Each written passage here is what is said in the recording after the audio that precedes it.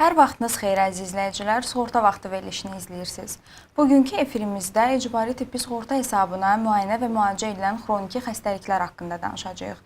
Studiyamızın qonağı isə icbari tibbi sığorta üzrə Dövlət Agentliyinin Çağrı Mərkəzinin baş məsləhətçisi Aida xanım Fərəcovadır. Xoş gəlmisiniz Aida xanım. Çox sağ olun, xoş gördük sizlərin.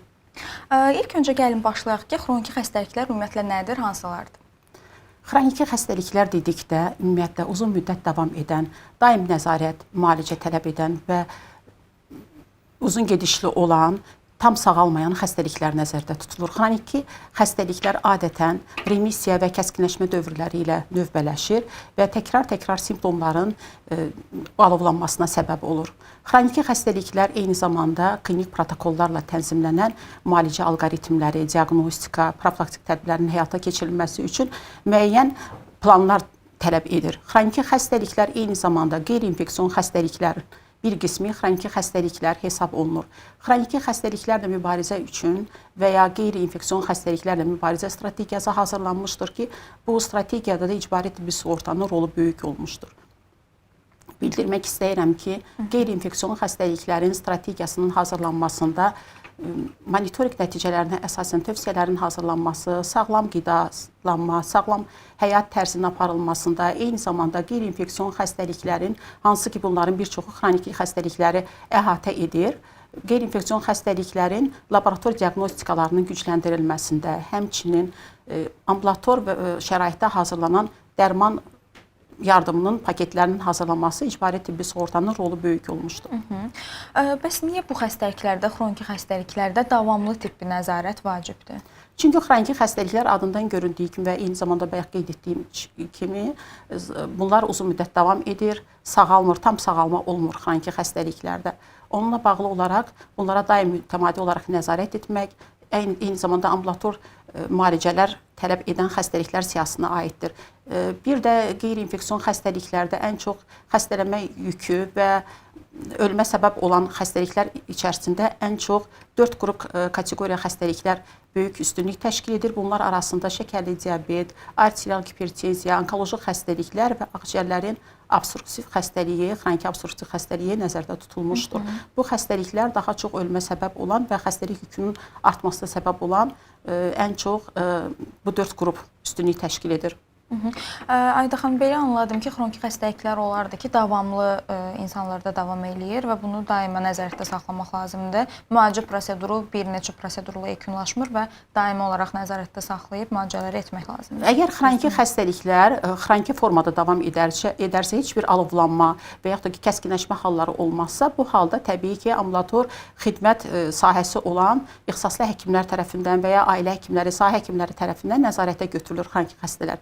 Ancaq kəskinləşmə halları olarsa, təbii ki, qospitalizasiya nəzərdə tutula bilər. Bu zaman stasionar şəraitdə xəstələrin müalicəsini davam etdirəcəkdir. Yəni, xəstəxanada yatış şəraitində edilən müalicə nəzərdə tutulur. Əgər simptomlar tez-tez təkrarlanarsa, xroniki hallar kəskinləşərsə, təbii ki, bu halda stasionar yatışlar nəzərdə tutula bilər. Bəs icbari tibbi sığorta hesabına hansı xroniki xəstəliklər müayinə və müalicəsi daxildir? Ümumiyyətlə, müəyyən orqan və sistemlərin xroniki xəstəlikləri, təbii ki, demək olar ki, bütün orqan və sistemlərin xroniki xəstəlikləri mövcuddur. Ürək-damar sisteminin xroniki xəstəlikləri, məsələn, buraya ən çox və daha çox rast gəldiyimiz arterial hipertenziya, xroniki ürək çatmamazlığı, ritm pozğunluqları, ürəyin işemi xəstəlikləri, tənəffüs sistemi xəstəliklərindən bronxial asma, xroniki bronxitlər, ürəyin, bayaq dediyim kimi, ağciyərlərin xroniki obstruktiv xəstəlikləri və yaxud da ki, endokrin xəstəliklərdən ən çox diqqətimizi çəkən şəkərli diabet xəstəliyi, hipertireoz, hipotireoz xəstəlikləri və eyni zamanda dayaq hərəkət sisteminin xəstəlikləri, immun xəstəlikləri, hematoloji xəstəlikləri, bütün demək olar ki, orqan və sistemlərin xəstəlikləri bir çoxları xroniki xəstəliklər sistemində davam edə bilir. Bəs Ayda xanım, mənə maraqlı ki, hər hansı bir xəstəlik ola bilərmi ki, ilkin mərhələdə aşkarlansa, bunu tez müalicə etmək olar və o xroniki hala dönüşməz? Yoxsa əgər hər hansı bir xəstəlik xroniki xəstəlikdirsə, onu ilkin etapda müalicə etsək belə bu xroniki hal alacaqmı? Məsələn, bronxial asma xəstəliyi ümumiyyətlə xroniki xəstəlikdir. Sadəcə olaraq bəzən statuslar, tutmalarla davam edə bilər, ancaq ümumiyyətlə özlüyündə xroniki xəstəlikdir. Ancaq bronxit, məsələn, xroniki bronxit xəstəliyi 3-2 ay çox davam edərsə, xroniki hal ala bilər, ancaq vaxtında təbii ki, müalicə tədbirləri görülərsə, xəstəlik sağalma ilə nəticələnə bilər. Əgər xəstəlik də tam sağalırsa, bu zaman artıq xroniki xəstəliklərdən söhbət gedə bilməz. Yəni ki, qarşısını almaq olar ilkin müalicə ilə. Bəs Ayda xanım, vətəndaşlar hardan bilsinlər ki, hansı xəstəliklər tam şəkildə icbari tibbi sığorta hesabına müayinə və müalicəsi qarşılanır? Vətəndaş ümumiyyətlə xəstəlikləri barədə məlumat almaq üçün icbari tibbi sığortanın rəsmi internet səhifəsi üzərindən xidmətlər zərfi ilə tanış ola bilərlər. Eyni zamanda agentliyin 1542 çağrı mərkəzinə müraciət edib məlumat əldə edə bilərlər. Həmçinin təbib tabeli və ya Səhiyyə Nazirliyinin nəzdində olan tibb müəssisələrinə müraciət edərək həkim müayinəsində olaraq xəstəliyin vaxtında aşkarlanması, müalicəsi, profilaks və diaqnostika tədbirləri ilə bağlı mütəmadi olaraq tanış və ya müalicə davam etdirə bilərlər. 1542 çağrı mərkəzini qeyd etdiniz. Eyni zamanda qeyd edim ki, 1542 çağrı mərkəzinə həm zəng vasitəsilə əlaqə saxlaya bilərsiniz, həmçində ets.gov.az agentliyinin rəsmi internet səhifəsi üzərindən onlayn chat ilə də 1542 çağrı mərkəzi ilə əlaqə yaratmaq mümkündür. Eyni zamanda zəng sifariş edə bilərlər, onu da bildirim. Zəng sifarişi ilə vətəndaşlara hansı saatın uyğun olduğunu qeyd edirlər və həmən saatda da çağrı mərkəzi tərəfindən avtomatik olaraq geri dönüş olunur. Geri dönüş olunur. İcbari tibbi sığorta xroniki xəstəliklər üçün, xroniki xəstələr üçün nəyi dəyişdi? İcbari tibbi sığorta nə kimi üstünlüklər təqdim edir ki, az öncə də qeyd etdiniz ki, xəstəliklərin erkən mərhələdə qarşısını almaqla da xronikləşməsinin qarşısını almaq olar. Bəs icbari tibbi sığorta nə kimi üstünlüklər gətirdi xroniki xəstəliklərə? Bildiyiniz kimi icbari tibbi sığortanın ölkə üzrə tətbiqi ümumiyyətlə məkan və zamanından asılı olmayaraq vətəndaşlara tibbi xidmətlərə əlçatan etdi. Eyni zamanda bildiyimiz kimi icbari tibbi sığorta sistemi özlüyündə əhalinin müdafiə formasıdır və bərabər prinsiplərdən işləyir. Yəni hər kəs xidmətlər zərfi çərçivəsində sığorta hadisəsi zamanı tibbi göstəriş əsasında bütün xidmətlərdən eyni formada əldə edə bilirlər, eyni formada müalicə, diaqnostika tədbirlərindən istifadə edə bilirlər. Yəni ki, hər kəs üçün əlçatandır və zaman məkan anlayışı yoxdur demək olar ki. Eyni zamanda vətəndaşlar təbib tabeli tibb müəssisələrində ilkin səhiyyə xidmətləri tibb müəssisələrinə müraciət edərək və vaxtında tibbi xidmətlərdən istifadə etməli, eyni zamanda ixtisaslaşmış ambulator tibbi xidmətlər və yaxud da ki, stasionar cərrahi və ya terapevtik xidmətlərdən yararlana bilərlər. Çox sağ olun Ayda xanım. Elə siz qeyd etmişkən, gəlin mərhələ-mərhələ keçə üzərindən ilkin olaraq danışaq ki, diaqnoz necə qoyulur xroniki xəstəliklərin? Vətəndaş hara müraciət etməlidir, kimə, hansı həkimə müraciət etməlidir və hansı diaqnostik müayinələr daxildir icbari tibbi sığorta ilə? Ümumiyyətlə, ilkin səhiyyə xidməti göstərən və ya ilkin tibbi sanitariya yardımı xidmətləri göstərən ilkin səhiyyə xidmətlərində ailə həkimləri, sahə həkimləri, sahə pediatrları fəaliyyət göstərir. Yəni poliklinika. Bəli, vətəndaşlar ilk öncə ərazi üzrə tibb müəssisələrinə, eyni zamanda bu demək deyil ki, vətəndaşlar mütləq şəkildə ailə həkimlərinə və ya sahə həkimlərinə müraciət edirlər. Bunun üçün heç bir məhdudiyyət yoxdur. Vətəndaşlar istədikləri ərazi üzrə tibb müəssisəsinə və yaxud da ki, təbib tabeliyində, Səhiyyə Nazirliyinin tabeliyində olan tibb institutlarına, bəli, elmi tədqiqat institutlarına müraciət edərək ixtisaslı həkim xidmətindən də yararlana bilərlər. İlkin mərhələdə təbii ki, diaqnoz qoyulmalıdır və diaqnozun klinik diaqnoz qoyulduqdan sonra vətəndaş bəzi hallarda ixtisaslaşmış, əgər ailə həkiminə müraciət edirsə, ailə həkimi səviyyəsində klinik diaqnoz qoyulduqdan sonra və yaxud da ki, hər hansı bir xəstəliyə şübhə olduğu halda təbii ki, ailə həkimi göndəriş əsasında ixtisaslaşmış xidmətləri göstərən həkimə də yönləndirə bilir. Bəs bu xroniki xəstələr yəqin ki, ailə həkiminə müraciət etdiyi zaman hər hansısa bir digər tibb müəssisəsinə yönləndirilsə belə, hər hansısa bir qeydiyyatda və s. olur. Bəs neçə müddətdən bir ailə həkiminə və ya öz ixtisaslı həkiminə hansına ki müraciət edib, neçə müddətdən bir həmən həkimə müraciət etməlidir, müayinələrini nə qədər vaxt aşırı keçməlidir və s. Bunun üçün bir qrafik varmı? Belə deyim, əgər vətəndaş hər hansı bir problemlə üzləşirsə və yaxud da ki, müalicə təyin edilib, ancaq evdə davamlı olaraq yenə də kəskinləşmə halları varsa, təbii ki, bunun üçün heç bir limit say həddi yoxdur. İcbari tibbi sığortanın xidmətlər zərfi çərçivəsində vətəndaş tibb müəssisəsinə müraciət edərək yenə də ola bilər ki, hər hansı bir dərmanın dəyişdirilməsi və ya əlavə diaqnostik müayinə tədbirlərinin həyata keçirilməsinə ehtiyac ola bilər.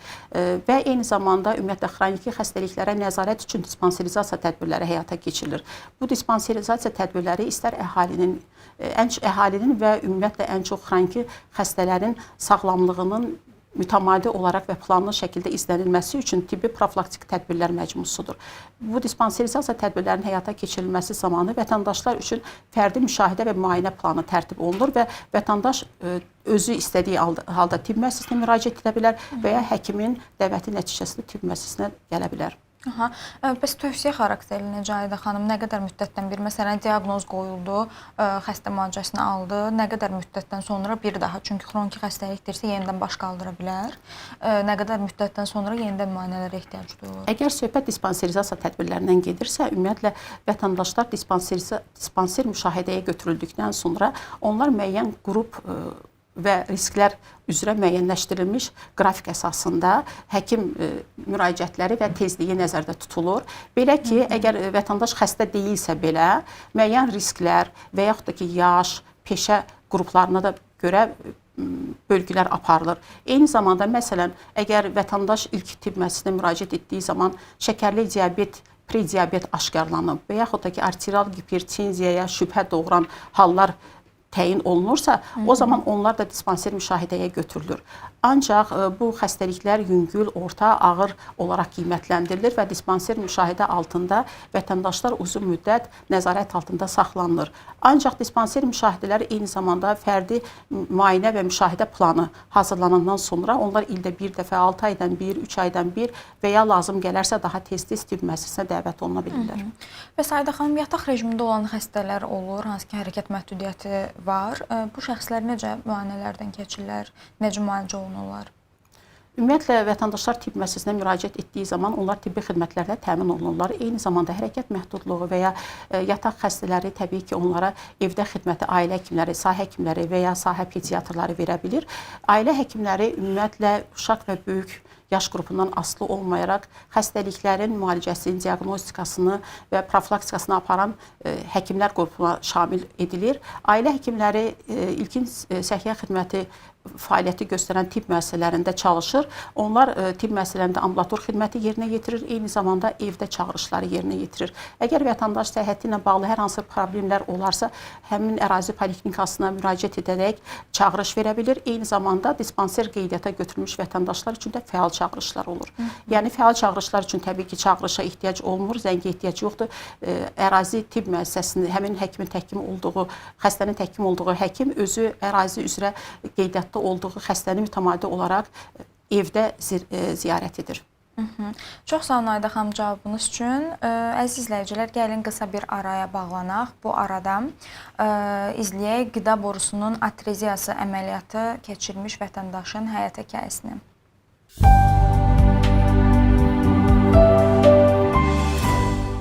Uşağın adını qoymamışdıq hələ. Həkim mənlə şəxsən danışdı, dedi ki, əməliyyat risklidir. O yanlıq da ola bilər, bu yanlıq da ola bilər də, hər tərəfini nəzərə alın. Dekabr ayının 10-u idi, Fatihin olduğu gün. Bir gündən sonra uşaqda narahatçılıqlar başladı, yəni yediyi qidaları başladı qaytarmağa. Ən ağır patologiyalardan biri sayılan qida borusunun atreziyası dediyimiz, yəni qida borusunun anadan gəlmə qapalı olmaması xəstəliklə doğulur. Biz bu xəbəri eşidəndə vəziyyətin nə dərəcədə ciddi olduğunu hələ tam dərk eləmirdik, çünki qida borusu atreziyası nə idi bilmirdik. Doğuşdan öncəki izləmlərində də buna bənzər şübhəli bir şeylər müayinələrdə görüldüyünə görə ailə zaten son aylarını çox böyük həyəcanla keçirmişdi. Tək çıxış yolu əməliyyat idi. Sadəcə bizi narahat edən məqam o idi ki, uşaq 2 günlük idi. Fikirləşirdik ki, 2 günlük uşağın əməliyyata girməyi, özdəki belə deyim, riskli əməliyyat idi deyə həddən artıq çox narahat olmuşduq. Bəlkə özəl bir müəssisədə mi əməliyyatı icra edəsiniz marağına düşmüşdü, amma sözsüz ki, özəl müəssisələrdə bu əməliyyatın icra edilməsi maddi cəhətdən çox ağır başa gəlir ailəyə. Bir də bunun reanimasiya xərcləri, məsrəfləri çox yatış sürəsi uzadıkca arta bilər. Xəstəxanadan da verilən məlumat oldu ki, əməliyyat burada da icra oluna bilər. Sənəd imzalamalıyıq ki, əməliyyatların riskini gözə almaq üçün. Orada dedilər ki, uşağın adını yazmalısınız ora. Ağlıma gəldi ki, elə Fatih adını qoyum. Fatih çünki fəth eləyən deməkdir, qalib deməkdir. Düşündüm ki, inşallah ki, adına da uyğun olaraq bu çətin bir vəziyyətdən də qalib olaraq çıxacaq. Dövlət sığortasından oldu da əməliyyat. Və məncə ailə seçimində yanılmadı. Bir dövlət müəssisəsində uğurla bu əməliyyat icra edildi və bu dediyim kimi nə birinci əməliyyatdır, nə də sonuncu. Buna qədər də və bundan sonra da buna bənzər çox böyük əməliyyatlar icra etdik. Bu əməliyyatların xüsusi cəhətlərindən biri odur ki, əməliyyat nə qədər uğurlu olsa da işlər bitmir burada. Ondan sonrakı dönəm reanimasiya tədbirləri, yəni yeni doğulmuş reanimasiyasında keçirdiyi günlər çox önəmlidir. Yəni burada uşağın izləmlərində hər dəqiqənin, hər saniyənin önəmi var. Dövlətimizə təşəkkür edirəm ki, bu cür bir şərait yaratmışdı. Ən azından belə deyim, vaxt itkimiz olmadı və hadisəyə yerində və dəqiq şəkildə müdaxilə olundu. Bunun özü bir valideyn olaraq mənim üçün çox böyük bir şeydir. İcbari tibbi sığortanın da dəstəyi ilə, təbibin də dəstəyi ilə biz daha bu tipli ağır əməliyyatları, uğurlu əməliyyatları bundan sonraki dönəmlərdə də başarı ilə, uğurla yerinə yetirəcəyik.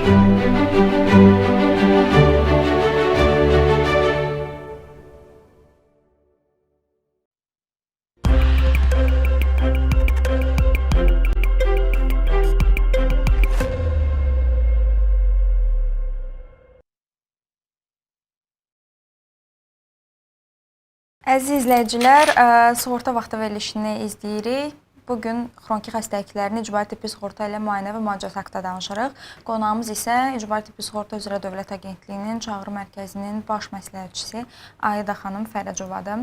Aida xanım ətraflı üzərindən keçdiyi diaqnostik xidmətləri qeyd elədi. Gəlin indi müalicə prosesindən nəzər salaq. Müalicə dedikdə ilk öncə istəyirəm dərman müalicəsindən danışaq. Dərman müalicəsi mümkündür xroniki xəstəliklərin. Bəs icbari tibbi sığorta ilə dərman təminatı nə yöndədir xroniki xəstəliklər? Hal-hazırda xroniki xəstəliklərin ambulator şəraitdə dərman təminatı sığorta təminatına aid deyil, ancaq yaxın gələcəkdə nəzərdə tutulmuşdur. Buraya ürək-damar sisteminin, xüsusən də arterial hipertenziya xəstələrinin antihipertensiv dərmanlarla təminatı nəzərdə tutulmuşdur yaxın gələcək üçün.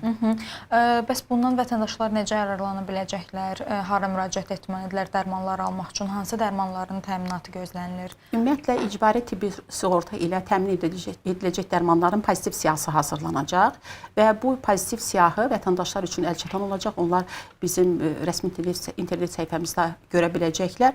Antihipertensiv dərmanlar elektron resept əsasında yazılacaq və vətəndaşlar xüsusi loqo ilə nişanlanmış apteklərə müraciət edərək şərti kompensasiya məbləği civarında və yaxud da ki, müştərək maliyyələşmə məbləği ilə təmin edilmiş dərmanları əldə edə biləcəklər.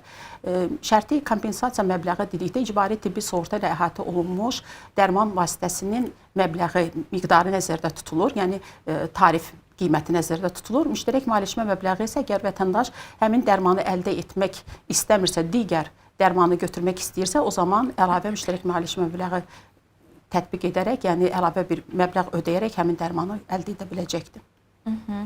Aida xanım, bəs dərman müalicəsi effektiv olmadıqda və hər hansı bir cərrahi müdaxiləyə və stasionar yatışa ehtiyac olduqda bu prosesi istəyirəm vətəndaşlara izah edək. Hər hansısa belə bir durumla üzləşsələr, icbari tibbi sığorta əməliyyatların hansı hissəsini qarşılayır, əməliyyatlara nələr daxildir? Ümumiyyətlə, bəzən xroniki xəstəliklər və xroniki vəziyyətlər deyilən bir hallar müşahidə oluna bilər. Xroniki vəziyyətlər və xəstəliklər, misal üçün götürək koksartroz, qonartroz, yəni bu çanaq oynağının, diz oynağının artrozları 3-cü, 4-cü səviyyə. Bu xroniki xəstəliklər, degenerativ xəstəliklər və progressivləşən xəstəliklər siyahısında olan xəstəliklərdəndir. Belə vətəndaşlar təbii ki, icbari tibbi sığorta hesabına bu çanaq oynağının və diz oynağının total dəyişdirilməsi, endoprotezləşmə əməliyyatlarından istifadə edə bilər. Və yaxud da ki, koklear implantasiya əməliyyatını götürək. Təbii ki, iki tərəfli neyrosensor ağır eşitmə, bu da xroniki xəstəliklər və xroniki vəziyyətdir. Yəni, müdaxilə olunmasa, vətəndaş sağalmayacaqdır. Və yaxud da ki, sağalmaq demək, yəni xroniki xəstəliklər adətən tam sağalmır, ancaq vəziyyəti həyat keyfiyyəti yaxşılaşdırılır. Bəli.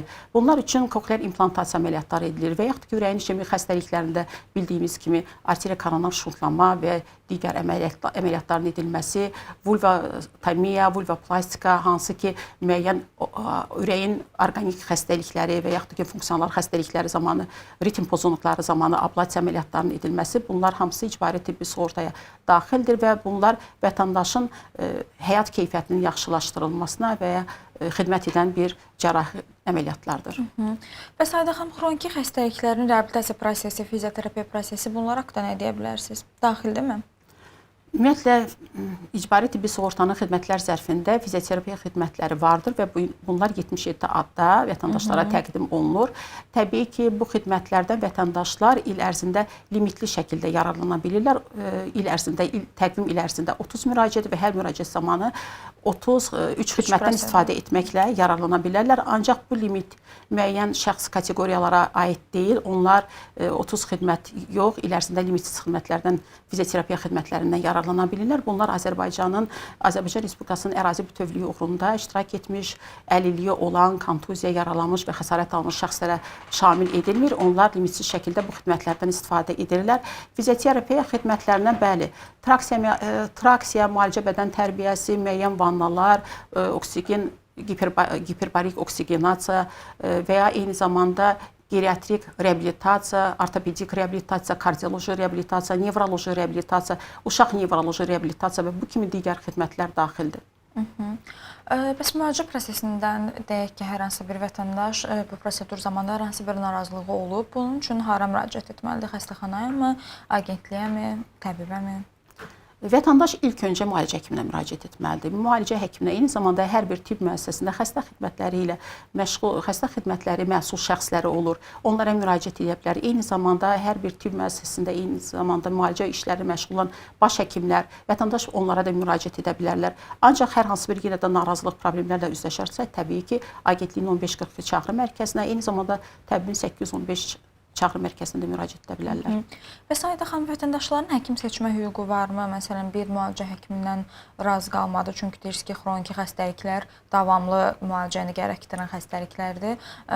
Müalicə prosesindən razı qalmadı və ya həkimi dəyişdirmək istəyir. Bu proses necə olur? Yoxsa ümumiyyətlə tövsiyə olunurmu ki, bir müalicə həkimi xroniki xəstəliyi başından sonuna qədər o nəzarət etsin, o idarə etsin? Ümumiyyətlə, qanunvericiliyə görə vətəndaş tibb müəssisəsini və eyni zamanda həkimin razılığı ilə həkimi seçə bilər. Yəni, hər bir halda vətəndaş həkimini dəyişə bilər. Həkimin razılığı ilə dediniz? Bəli, ilk öncə həkimin razılığı ilə. Bəzi nadir xroniki xəstəliklər var, biz onları araşdırmışıq. Məsələn, hemofiliyada, sistik fibroz kimi xəstəliklər var. Bunlar bəs icbari tibbi sığorta ilə təminat alınıbmı? Kistoz fibroz və yaxud da ki, bizdə xidmətlər zərfində mukovisitoz kimi qeyd olunan kistik fibroz xəstəliyi, bəli, onun stasionar yatışı icbari tibbi sığortanın xidmətlər zərfi əhatə olunmuşdur və eyni zamanda kistik fibrozla mübarizə tədbirlərində müəyyən xərclər, düzdür, bu icbari tibbi sığorta ilə təminata aid deyil, ancaq müəyyən xərclər və eyni zamanda kistik fibroz xəstələrinin əlilliyi müəyyən olunmuş şəxslər olarsa, onlar imtiyazlı xəstə kimi güzəştlərdən istifadə edərək Nazirlər Kabinetinin qanunvericiliyi əsasında dərmanlarla təmin olunurlar. Ancaq yatışları təbii ki, xidmətlər zərfi çərçivəsində mümkündür. Hemofiliya xəstəliyi ilə mübarizə tədbirlər proqramı isə bu dövlət proqramı çərçivəsində dövlət büdcəsindən maliyyələşdiyi üçün onunla bağlı xüsusi komissiya məşğul olur Respublika Klinik Xəstəxanasında və vətəndaşlar mütəmadi olaraq ora müraciət edib müalicələri ilə diaqnostika, müalicə lazım olarsa, eyni zamanda dərmanlarla mütəmadi olaraq hər ay təmin olunurlar. Sayidə xanım, istərdim danışaq psixi və nevroloji xəstəliklər haqqında. Məsələn, şizofreniya ola bilər, epilepsiya tutmaları ola bilər, Alzheimer xəstəliyi ola bilər. Bunlar da məncə xroniki xəstəliklər hesab edilir. Bəs bunların müayinə müalicəsi var icbari tibbi sığortanın təminatında?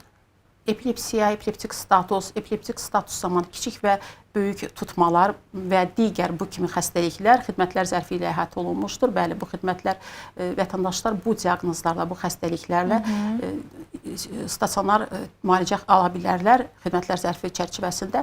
Ancaq dediyiniz digər şizofreniya və Alzheimer xəstəlikləri bu xidmətlər zərfi ilə əhatə olunmamışdır. Bu Səhiyyə Nazirliyinin tabeliyində olan ruhi əsəb dispanserləri, psixonevroloji tibb müəssisələrində müalicəsi təmin oluna bilər.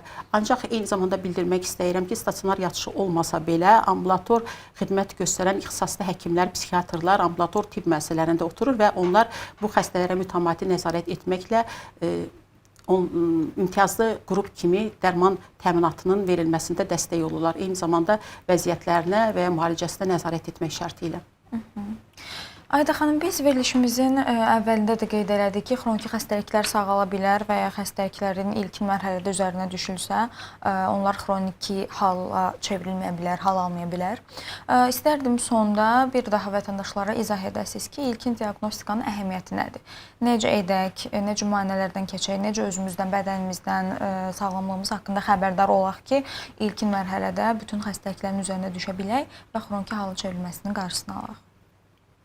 Vətəndaş tibbi göstəriş olarsa, mütləq şəkildə tibb müəssisəsinə müraciət edərək xidmətlərdən yararlanmalıdır. Bunun üçün ailə həkimi, sahə pediatrı və yaxud da ki, ixtisaslı həkimlər tibb müəssisəsində fəaliyyət göstərir.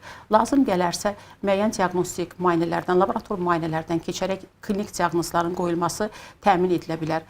Ancaq bu hamısı tibbi göstəriş əsasında. Çünki xidmətlər zərfi çərçivəsində sığorta hadisəsi tibbi göstəriş əsasında xidmətlərin təmin edilməsi üçün şərait yaradır. Ümumiyyətlə, digər hallarda isə əgər vətəndaş özü hər hansı bir tibbi göstəriş olmadan tibb müəssisəsinə müraciət edərsə, bu hallar sığorta hadisəsindən yaranmadı. Sığorta hadisəsi olmadığı üçün tibbi xidmətin verilməsində müəyyən məhdudiyyətlər ola bilər. Ancaq tibbi göstəriş zamanı tibb müəssisəsinə müraciət edib klinik diaqnoz qoyulduqdan sonra lazım gələrsə ixtisas həkiminə yönləndirməklə digər əlavə müayinə və müalicə tədbirləri keçirilərək diaqnoz qoyulur. Lazım gələrsə stasionar yatış tələb olunacaqsa stasionar yatış təmin olunur və yaxud da ki, ambulator xidmət kimi dərman yazılaraq vətəndaş ambulator müalicənin təmin olunması üçün evə buraxılır. Ayda xanım, çox təşəkkür edirəm. Verdiyimiz suallara çox ətraflı şəkildə cavablar verdiniz. Təşəkkürlər hər bir məlumat üçün. Hörmətli izləyicilər, bugün sağlamlığınızla bağlı vacib mövzuları birlikdə müzakirə etdik. Ümid edirik ki, verilən məlumatlar sizin üçün də faydalı oldu. Sağlam qalın, özünüzə diqqət edin. Növbəti verilişdə yenidən görüşmək ümidi ilə sağ olun.